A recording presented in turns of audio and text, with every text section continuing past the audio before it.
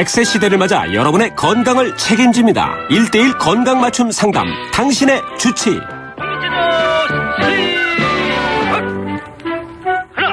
당신의 전성기 오늘 4부, 당신의 주치 문을 엽니다. 평균 수명이 높아지고 있고요. 또 의료기술이 점점 발달해서 웬만한 질병은 다 고친다고 합니다. 그래도 가난한 사람들에게 병원 문턱은 여전히 높습니다. 그래서 오늘 당신의 주치에서는 사회복지망을 통해 이들이 치료를 받을 수 있도록, 또 가난한 환자들을 위해서 공공의료 최전방에서 일하고 있는 분을 모셨습니다. 최근 서울대병원 공공의료사업단장에 임명된 권용진 단장입니다. 안녕하세요. 네, 안녕하세요. 네, 반갑습니다. 네, 바삐 오시느라 애쓰셨어요. 네. 자, 제가 공공의료의 최전선을 지키는 분이라고 앞서 소개를 드렸는데, 한 5년 만에 서울대병원으로 다시 돌아가신 거죠? 예, 맞습니다. 네. 좀 소감이 남다를 것 같은데 어떠세요? 이렇게 새롭게 임명도 되시고. 일단 서울대학교 병원에 네. 저랑 같은 고민을 하는 분들이 정말 많거든요. 네. 그래서 같은 고민을 하는 동료들이 많아서 좀 행복하고 또 같은 고민을 할 수 있어서 아주 좋아하고 있는 중입니다. 네. 또 책임감도 더 많아지셨을 것 같고요. 네네. 네. 그런데 지금 5년 만에 서울대 병원으로 돌아가셨는데, 그러면 그간 5년 동안은 어디에서 어떻게 보내셨어요? 서울시립병원 중에 하나인 북부병원의 원장을 2년 정도 했고, 네. 국립중앙의료원의 기획조정실장, 공공의료본부장, 네. 이런 직을 하다가 서울대학교 병원으로 돌아가게 됐습니다. 네. 이제 단장에 임명되신 지 얼마 안 됐잖아요. 네. 네. 그래서 무척 바쁘실 것 같아요, 요즘에. 네. 근데 공공의료 사업단 하면은 어떤 활동을 하는 곳이고, 또 앞으로 어떤 일을 또 더 많이 하게 되실지 궁금해 하시는 분들을 위해서. 그러니까 저희 조직의 명칭이 사업단, 그러다 보니까 네. 사업하는 곳이다 이렇게 사람들이 생각하실 수 있는데, 네. 저희는 이제 사업하는 부서랑 정책을 담당하는 부서랑 두 조직으로 구성돼 있고, 네. 주로는 이제 공공의료의 개념, 그리고 국가의 의료 시스템의 공공성을 강화하기 위한 정책, 그리고 또 봉사활동, 또 국제원조 이런 사업들도 다 하고 있습니다. 네. 다양한 일을 이제 하게 되는데요. 기존에, 뭐 잘 해왔던 것도 많겠지만 앞으로 더 추가해서 이런 건 더 해야겠다 하는 뭐 새롭게 각오하신 게 있으신가요? 일단 저희가 가장 요즘 중점을 두고 하고 있는 사업은 그냥 봉사활동이나 이런 사업보다는 국가 의료 시스템 전체에서 네. 서울대학교 병원이 국가중앙병원으로 네. 시스템 전체를 좀 국민의 좀 요구에 맞게 좀 개선해보는 그런 것들을 좀 많이 생각하고 있고, 대표적으로 그 3분 진료를 좀 해소하기 위한 네. 15분 진료 사업을 공공의료 사업단이 맡아서 추진 중입니다. 네. 그거 많은 분들이 공감하실 것 같아요. 몇 시간 기다리고 예약은 몇 달 전부터 하고 가서 또 몇 시간 기다리고 했는데 의사 선생님과 진료는 정말 단 1분 정도?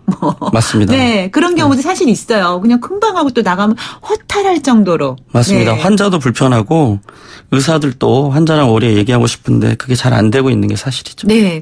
안 되고 있는데 해야 되잖아요. 그럼요. 그런데 어떻게 할 수 있을지 15분 진료라는 것을, 물론 뭐 15분 이상 하면 환자들은 더 좋겠지만 그래도 좀 궁금해요. 이렇게 짧았던 시간에서 15분 정도 늘릴 수 있는 시스템이 갖춰질 수 있는지. 이제 의료를 서로 좀 효과적으로 효율적으로 쓰자라는 네. 국민적 공감대가 만들어지는 게 가장 중요할 것 같습니다. 네. 그러니까 서울대학교 병원에는 초중증 질환들이 와서 좀 진료를 받을 수 있도록 하면 좋겠고, 근데 병원에 사실 오시는 분은 본인이 초중증인지 모르잖아요. 네. 그럼 이제 오셨을 때 이제 동네에서 좀 치료 받으셔도 좋겠습니다. 그러면 마음 편하게 좀 돌아가 주시는 게 다른 환자들을 위해서도 요즘은 가장 중요한 일이다. 요즘 그런 생각 많이 합니다. 네. 물론 이제 환자들이 뭐 많이 몰려오기 때문에, 몰려온다는 표현은 그렇지만 많아서 이제 진료 시간이 짧을 수도 있지만, 어떤 측면에서는 이제 병원에서 이렇게 좀, 이렇게 표현해도 될까요? 강요 아닌 강요. 환자를 많이 보게끔 하는 그런 것도 있을 수 있어서. 그러니까 병원이 노동 집약적인 산업이다 보니까 네. 일하는 사람이 많고 인건비 비중이 높거든요. 네. 근데 이제 우리나라 의료 시스템은 초반에 정착될 때부터 네. 이게 저임금 구조로 정착이 돼 왔어요. 그러면서 이제 나라가 선진화되다 보니 그 인건비도 좀 현실화되고 높아지고 그런 부담이 사실은 다 국민들 보험료로 내야 되는 것인데 네. 국민들한테 또 보험료를 막 올립시다 이럴 수는 없으니까 네. 병원에서 일하는 근로자들의 노동 강도 굉장히 높거든요. 그렇죠. 그러니까 이제 병원은 돈을 더 많이 벌어야 되고 네. 그러니까 환자를 많이 보고 싶어 하게 됐는데 네. 서울대병원은 이제 국립대 병원이고 네. 또 국가의 정책을 좀 선도해야 된다 이런 생각, 리드해야 된다 이런 생각 갖고 있기 때문에 네. 좀 적자를 감소하더라도 정부랑 협의를 해서 시범 사업을 좀 해볼 계획이 있습니다. 네. 그렇게 이제 잘 정착이 돼 나간다면 좋겠죠. 의사와의 환자와 의사와의 시간이 좀 많아지는다는 네네. 측면에서는. 그런데 이제 지금 서울대 병원이 이제 좀 말하자면 선두에 서서 그런 일을 추진해 나가야겠다고 말씀하셨는데 사실 그러면서 앞서서도 이제 동네 병원을 먼저 이용하는 게 좋다라고 하셨잖아요. 그런데 며칠 전에 발표된 건강보험 그 보장 강화 정책에 따르면 오히려 이제 큰 병원을 더 뭐라 그럴까요? 더 몰려가게 된다고 할까요? 그럴 가능성이 좀 크지 않을까 하는 생각도 들어요. 본인 부담 문턱을 너무 낮추니까 네.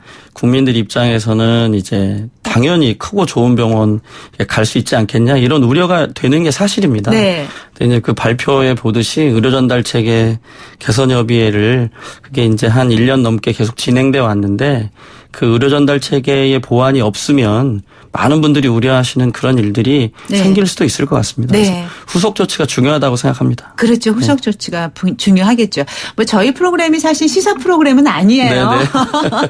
그래서 너무 좀 그렇게 정책적인 측면에 깊이 얘기하지는 않는데 네. 그래도 이제 최근에 뭐 발표된 그 문재인 케어라는 거 있잖아요. 네네. 예. 거기에 대해서는 또 우리 교수님은 어떻게 생각을 하시는지요? 뭐 건강보험 그 보장 강화 정책으로 인해서 이제 뭐 여러 가지 얘기가 많잖아요. 지금 며칠 사이에. 네.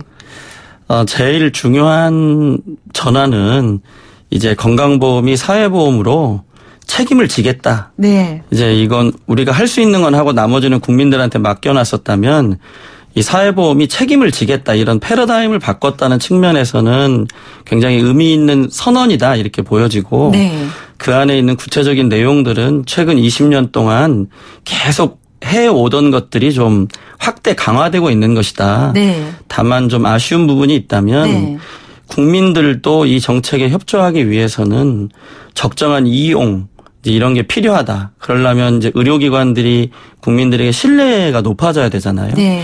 의료기관들의 신뢰를 높일 테니까 국민들도 좀 이 시스템 개선에 따라서 적정하게 좀 이용을 해 주십시오. 이런 말이 더 들어갔더라면 네. 좀 하는 바람이 있고 네. 사실 보험료는 올라가는 게 정상이거든요. 서비스가 좋아질 거면. 네. 근데 이제 돈 올리는 건 아무래도 정부는 부담스러운 것 같고 네. 그 얘기는 못한 것 같은데 네. 정부도 부담스럽고 또 국민 입장에서도 혜택 받는 건 좋은데 또 보험료 올라가는 거는 또 달갑지 않게 생각하는 경우도 있으니까요. 네. 그래서 그런 부분들은 앞으로 좀 더 구체적인 내용들이 더 논의가 많이 돼야 될 필요가 있다 이렇게 생각합니다. 네. 네. 자, 지금 2080님께서는요. 병원에서 근무하는 직원입니다. 요즘 생활이 어려운 어르신 환자분들이 정말 많이 오십니다. 옆에 도움 주는 사람도 없고 어떻게 도움을 받아야 하는지 잘 모르시는 경우도 많습니다. 병원에서 모든 걸 다 도와드릴 수는 없고요. 이런 어르신들 도울 수 있는 방법이 없을까요? 하셨어요. 정말 병원에 일하는 사람들이면 금방 말씀하신 저분 같은 일을 많이 겪습니다. 네. 제가 서울시립 북부병원장 하면서 만든 그 301 네트워크가 네. 바로 그런 문제를 좀 해결해 보고자 만들었던 시스템인데요. 네. 이제 만성질환 환자가 많아지고 노인이 많아질수록 병원이 그냥 치료만 받는 곳을 넘어서서 그런 환자들의 어려움 또 집에 가서 사시는 거 이런 복지자원들과의 사회복지, 네. 연계가 굉장히 중요해지거든요. 네. 근데 사실 복지자원과의 연계를 하려면 병원에도 무슨 팀이 있어야 되잖아요. 그렇죠. 그 복지사들하고 간호사들하고 환자를 대상으로 이렇게 전화가 오는 거 보면 되게 다릅니다. 사회복지사는 환자에 대한 문의를 할 때 뭐 한부모 가정이고 생활 수급비는 얼마고요. 뭐 이런 얘기를 먼저 하시고 네. 간호사들은 병원에 환자를 의뢰하실 때 뭐 76세 여자 환자인데 혈압이 180에 100입니다. 네. 이렇게 사람을 보는 관점이 그렇죠. 달라서 사회복지 자원을 연계하려면 반드시 사회복지사가 있어야 됩니다. 네. 근데 아직까지 우리나라 병원에는 사회복지사를 이렇게 많이 두도록 하지 않고 있거든요. 네. 근데 이제 사회복지사들의 병원 고용이 늘어나야 이런 분들이 좀 지역사회에 있는 자원들과 연계해서 네. 이런 문제를 해결하는 데 큰 도움이 될 거라고 생각하고 있고 정부가 지방의료원 6개 또 서울시립병원 등은 그 301 네트워크 사업이라는 거를 현재 수행 중에 있습니다. 그래서 네. 점차 확대가 된다면 금방 그 2080님이신가요? 그분 말씀하신 것들도 어느 정도 해결책이 되지 않을까 이렇게 생각합니다. 네. 지금 그 301 네트워크에 대해서까지 또 자세하게 또 설명을 해 주셨어요. 네. 네. 저희가 사실 그게 좀 궁금했었거든요. 워낙 301 네트 사업을 성공적으로 이끄신 장본인이다라는 얘기를 제가 들어서요. 네. 근데 어떻게 이제 이런 공공의료 그 사업에 처음부터 관심이 많으셨던 건가요? 이제 워낙에 이제 기독교라서 네. 그런 고민을 어렸을 때부터 하긴 했는데 공중보건의사 할 때 전라북도 진안에서 이제 한 2년 정도 근무를 했는데 네. 우리가 생각했던 것보다는 어려운 분들 이런 분들을 많이 이렇게 뵙게 됐고 네. 어떤 이 희귀 질환으로 고생하는 한 친구를 방문한 적이 있었는데 그분이 저를 만나서 처음 하신 이야기는 나를 좀 죽여달라 이런 이야기였어요. 네. 또 이제 그때는 지금처럼 사회복지시설이 많지 않았기 때문에 시골에 가면 이렇게 교회가 옆에다가 방을 하나 만들어 놓고 오갈 데 없는 분들 모시는 곳들도 많았습니다. 비인가 시설들. 그런데 이제 진료 활동을 다니다 보고 또 집에 계신 암 환자들 시골에서 찾아다니고 뭐 목욕 사업 이런 것들을 계속 진행해 보면서 이게 좀 제도적으로 고쳐져야지 착한 의사 몇 명 또 착한 목사님 몇 명이 해결할 일은 아니구나 이런 생각을 많이 하게 됐던 기억이 있습니다. 네. 그래서 이제 오늘날에 네, 서울대 병원 공공의료 사업단장에까지 또 임명이 되신 거군요. 네, 좋은 일 많이 하시니까. 네. 앞으로도 아닙니다. 더 많이 하셔야 될 것 같아요. 그런데. 아마 원장님이 제가 일을 더 많이 하라고 저에게 네. 이런 자리를 주신 것 같습니다. 네, 네. 이런 사명감을 가지고 계셔서 이제 지금까지 그렇게 어려운 일들 또 좋은 일들 함께 잘 이루어 오셨는데, 최근에는 고 백남기 농민의 사망 진단서를 외인사로 수정하면서 또 매스컴에서 주목을 받기 시작하셨다고 제가 알고 있는데요. 아니, 저는 그 자리에 잠깐 참석한 거고요. 네. 네, 그거는 네. 서울대학교 병원의 네. 여러 위원회와 또 그 위원회를 책임지는 김현수 부원장님이 앞장을 서서 하신 일이고, 네. 서울대학교 병원 안에도 그걸 고쳐야 되냐 말아야 되냐에 대한 많은 논란이 있었지만, 네. 그래도 지침에 맞게 바꾸는 게 좋겠다는 의견이 더 많아서 네. 그런 결과까지 가게 됐습니다. 네. 이게 이제 의사의 개인적인 것과 또 집단의 그 의견이 달라서 생겼던 그런 얘기잖아요. 그러니까 이제 이게 늦어지게 된 이유는 네. 굉장히 크게 3가지 고민이 있었습니다. 네. 한 그 교수님의 판단과 의사 집단 전체의 판단이 다를 때 우리는 어떻게 해야 되냐. 네. 교수의 권한과 전공의의 권한이 어디까지냐. 또 이 의학적 판단과 진단서는 이제 규범적 판단인데 네.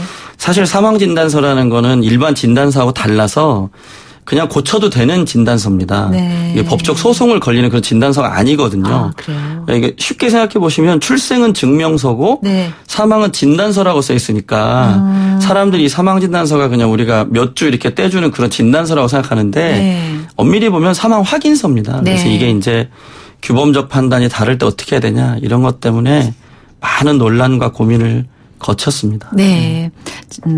그 일을 겪으면서 또 많은 걸 느끼셨을 텐데. 자, 그런데 최근에 또 정부에서는요, 올해 말부터 그 치매 환자를 국가가 책임지고 관리하겠다라고 했거든요. 예, 예. 그래서 그 치매 국가 책임제라는 말들을 이제 사람들이 많이 알게 됐어요. 네. 예.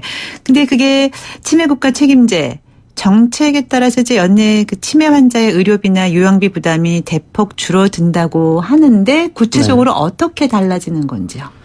제가 이제 그 정책 만드는 데를 참여했던 사람 아니어서 잘 모르지만 네. 제가 좀 알아본 바로는 이제 치매 환자들이 이제 내는 비급여 비용도 꽤 많으시더라고요. 네. 그래서 이제 의료비는 어차피 지금 보장성 강화 계획으로 많이 또 절감이 되겠지만 그 병원비도 많이 줄어들 것 같고요. 네. 사실은 치매 환자는 병원비뿐만 아니라 요양시설이나 또 집에서의 그 간병 네. 또 뭐 이런 것들이 중요한데 네.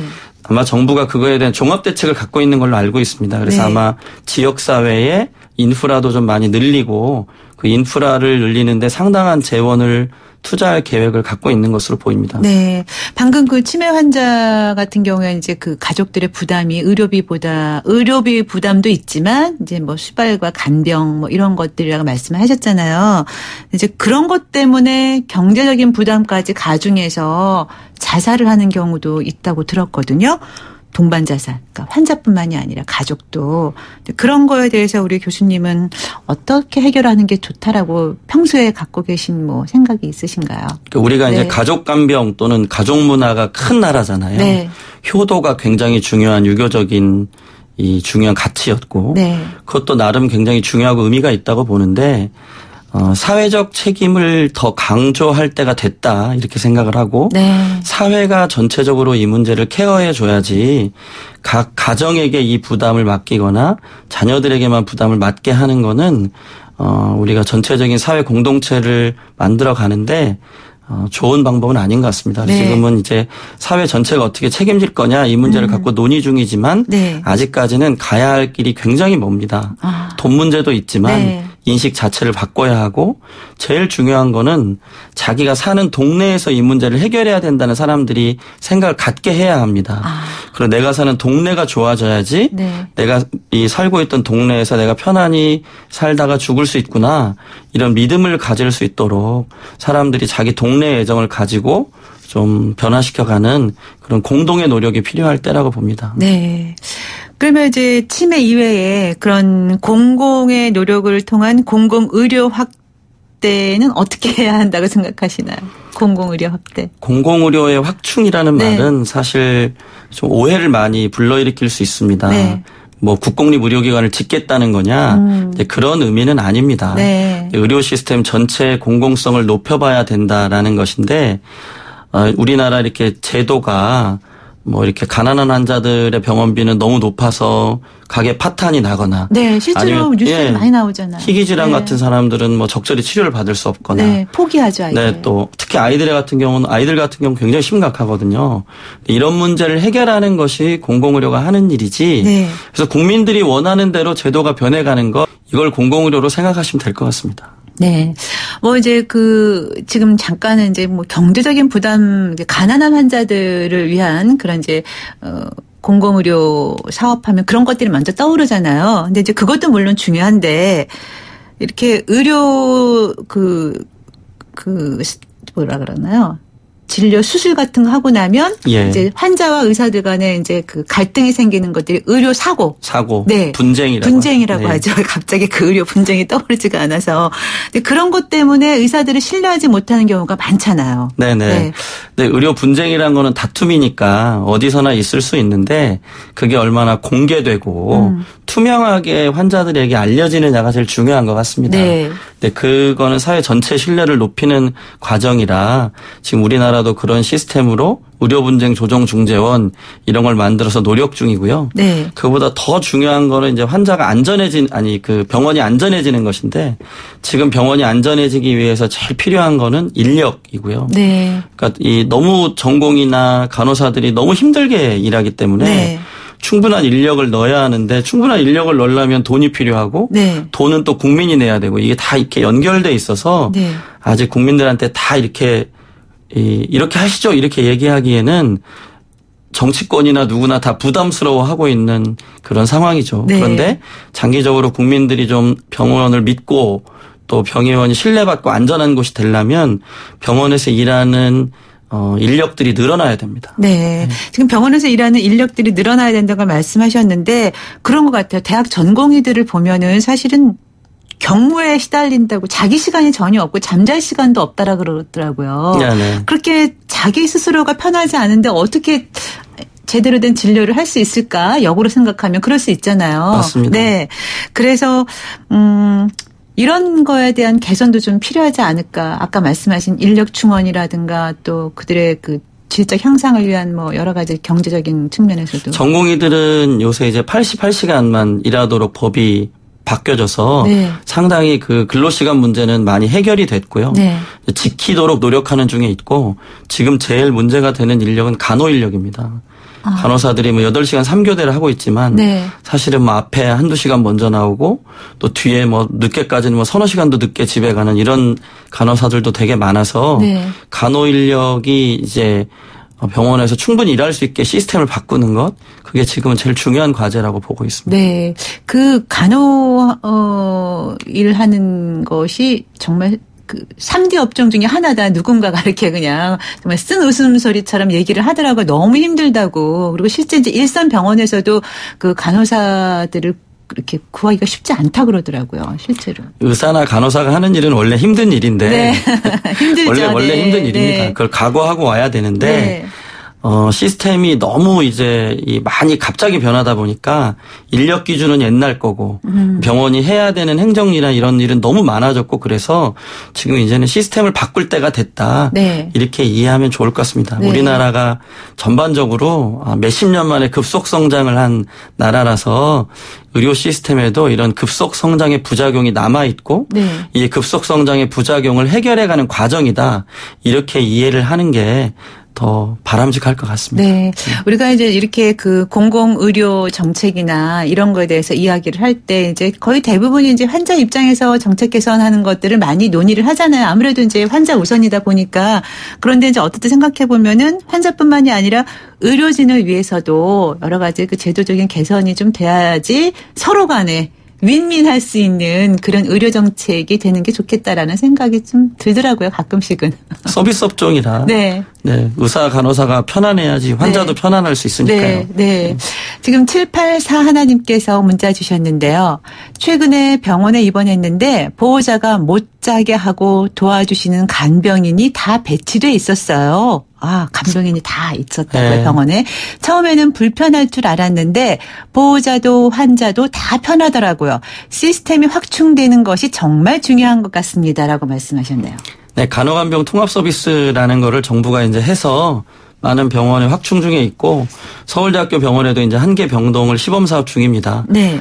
문재인 정부에서 이걸 굉장히 뭐 10만 병상까지 확대하겠다고 발표를 했는데 문제는 간호사 숫자고요. 네. 근데 이제 간호사들이 대부분 너무 힘들어가지고 저희가 그냥 속되게 얘기하는 장롱 면허가 많거든요. 네. 그러니까 그분들이 현장으로 돌아가시려면 노동 강도가 좀 낮아져야 됩니다. 네. 노동 강도가 좀 낮아지고 병원의 간호사 대부분이 여자분들이잖아요. 네. 여성분들이기 때문에 애도 키워야 돼서 그분들이 그러니까 간호사들이 일하는 병원이 여성들에게 좋은 일터가 되지 않으면 아무리 그 제도를 한다고 해도 거기에 취업할 간호사가 없는 거예요. 네. 그러니까 병원을 여성들이 일하기 좋은 일터로 만드는 게 지금은 굉장히 중요한 국가적 과제입니다. 네. 그래야지 금방 그분이 말씀하신 것처럼 간호간병 통합 서비스가 전국적으로 확대될 수 있을 거라고 생각합니다. 네.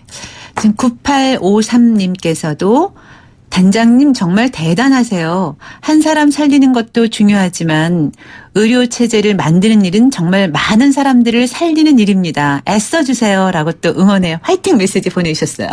되게 쑥스럽습니다. 쑥스럽군요. 제가 저 혼자 하는 일 아닌데 네. 굉장히 쑥스럽습니다. 네. 네. 앞으로 더 많이 잘 해달라는 당부의 말씀이기도 예, 합니다. 감사합니다. 네. 그리고 또 7649님께서는 공공의료 부문에 혜택을 받을 수 있는 조건이 있나요? 그 공공의료에 대한 자세한 설명을 좀 부탁드려요 하셨네요. 그러니까 저런 질문하신 분들이 많거든요. 네. 뭔가 공공의료가 따로 있다고 생각하시는데 그렇지 않습니다. 공공의료가 따로 있는 게 아니고 그냥 의료 시스템에 똑같이 이렇게 있는 걸 의미하는 것이고요. 네. 공공의료라는 게 의료 시스템을 좋아지게 하는 어느 정도의 노력 이렇게 이해해 주시면 좋을 것 같고 네. 다만 그 가난한 환자 또는 취약계층 이런 분들이 가실 수 있기에 좀 더 편한 병원은 아마도 국공립병원일 거라고 생각을 합니다. 네, 그러니까 네. 본인이 좀 어려운 문제가 있으시다면 네. 국공립병원을 이용하시면 다른 병원들보다는 조금 이게 경제적으로의 목표가 좀 더 낮기 때문에 네. 그런 부분들을 좀 더 쉽게 해결해 보실 수 있지 않을까. 네. 근처에 있는 국공립병원을 가시라고 말씀드리고 싶네요. 네. 앞으로 또 하실 일도 참 많으실 거예요. 계획하신 것도 많으실 텐데 네. 어떤 계획을 하고 계신지 잠깐 말씀해 주실 수 있나요? 계획은 지금 질문하신 것처럼 네. 공공의료라는 개념이 전국적으로 동일하게 만들어져 있지 않습니다. 그래서 금년에 서울대학교 병원이 공공의료에 대한 학술적인 개념을 좀 정리하고 전국적으로 좀 같은 개념으로 이 용어를 쓸 수 있도록 하는 일을 올해 하려고 합니다. 그 다음에는 이제 우리 시스템 전체에서 좀 더 효과적이고 효율적으로 신뢰를 높이는 시스템을 어떻게 가져갈 거냐, 이거를 중요한 과제로 일단 놓고 하고 있고요. 개인적인 바람이 있다면 우리나라 의료 시스템이 실수한 게 되게 많거든요. 네. 급속 성장을 하면서. 우리가 잘한 거 말고 우리가 부족했던 얘기들, 잘못했던 것들을 책으로 써서 후진국들에게 알려주는 일을 하고 싶은 게 개인적인 꿈입니다. 네. 우리 단장님의 그 개인적인 꿈도 이루어지고 우리 국민 모두의 바람도 이루어지는 정말 공공의료 서비스가 전국적으로 잘 시스템이 체계적으로 잘 갖추셔서 누구나 건강하게 잘 살 수 있는 그런 사회가 됐으면 좋겠습니다. 감사합니다. 네. 오늘 말씀 잘 들었습니다. 예, 고맙습니다. 감사합니다. 네. 당신의 주치 오늘 최근 서울대병원 공공의료사업단장에 임명된 권용진 단장과 함께했습니다. 네. 이번 주도 월요일부터 금요일까지 저희 당신의 전승이 오늘과 함께해 주신 애청자 여러분께 감사의 인사드리면서요. 저는 월요일 아침 10시 20분에 다시 올 것을 약속드리겠습니다. 편안한 주말 보내시고요. 지금까지 김명숙이었습니다. 오늘 끝곡으로 임병수의 약속 띄워드릴게요. 노래 들으시고요. 저는 물러가겠습니다. 도박은 치료가 필요한 질병입니다. 도박문제 상담전화 1336. 당신의 전성기 오늘 이 프로그램은 한국도박문제관리센터와 함께합니다. 여러분, 오늘이 가장 젊은 날입니다. 별이 유난히도